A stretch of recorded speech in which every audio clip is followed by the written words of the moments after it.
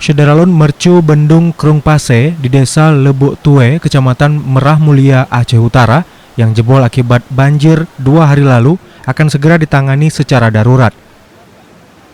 Sementara untuk jangka panjang disiapkan anggaran hingga 61 miliar rupiah yang bersumber dari APBN.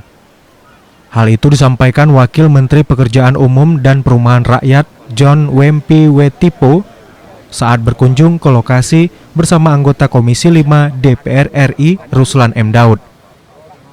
Pak Menteri ada ke Medan, saya ditugaskan ke sini. Intinya adalah bagaimana kita lakukan penanganan darurat. Ya, penanganan darurat. Kita ada pekerjaan permanen yang akan dikerjakan di tahun 2021. Ya. Tetapi untuk mengantisipasi terkait dengan soal dampak dengan masyarakat kita supaya aktivitas mereka di sawah bisa tetap berfungsi.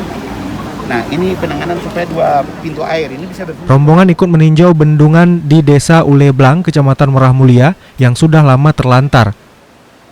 Wakil Menteri juga berkunjung ke Lok Sukun untuk melihat korban banjir yang mengungsi. Sementara Ruslan M. Daud ikut menyerahkan bantuan sembako kepada korban banjir di Lok Sukun.